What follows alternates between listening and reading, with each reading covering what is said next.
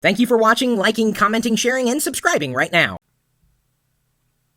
I've been doing business since 1996. I didn't take one business class in school, high school, college, nowhere, not even community college. I didn't even audit a course and never really learned anything. I'm not, no. Sometimes I debate my dog. He contends that I should have gone to school for business. I say, I didn't need to. I'm not a businessman. I'm an entrepreneur. I come up with ideas and then try to execute on those ideas to make money. That's kind of what business is, right? You gotta have customers. I have customers. I've had customers, at least going back that far. It's been an interesting journey, I gotta tell you. I've had a lot of successes and a lot of failures, too. You ever meet someone who is in business who says they've had no failures? Don't trust them. Because it isn't possible. You have to fail at some point in order to know that you've succeeded. So in many ways, in order to succeed, you first have to fail. But if you don't learn from your failures, your business will probably go nowhere. So I've picked up a few tips over the years on how to do business.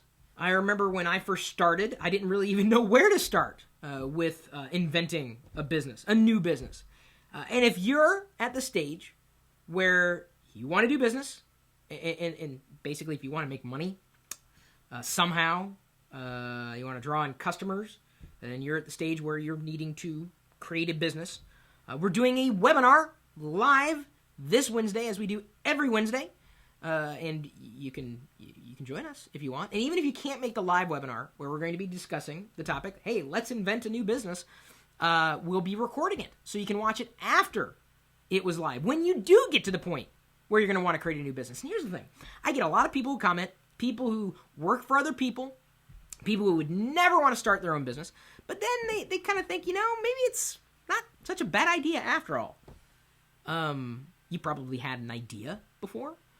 How do you take that idea and bring it to the point where it can make you money?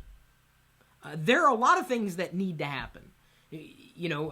Whether it's fleshing out the idea, so that you've got all of your I guess, T's crossed and your I's dotted. Sometimes doing that can make your I's crossed. But you still have to do it. You still have to step through a certain set of principles, really, to set the stage for success, knowing that there are going to be failures along the way. And the one thing, when I'm asked by fellow entrepreneurs or people who are just getting started with their own business, a startup, or maybe it's a long-running business and they're looking to change the direction, they ask about success. And I explain that success, much like about everything else in life, it's relative. What's success and what's successful to me isn't necessarily success or successful to you. So I would consider success from doing this video not by the amount of views, not by the amount of comments, not by the amount of people who liked it, not by the amount of people who shared it, not by the amount of people who are paying attention to the things that I'm saying right now as I'm recording it live here on YouTube. I would measure the success based on attracting one new person to join us in our weekly webinar series. That, to me, would be success. It's an attainable goal because I know there are so many people out there who have a new business, who have had business for a while and maybe missed a few steps and can't figure out why things aren't working the way they used to. They need a little help. That's kind of what we're here for. Nobody knows everything.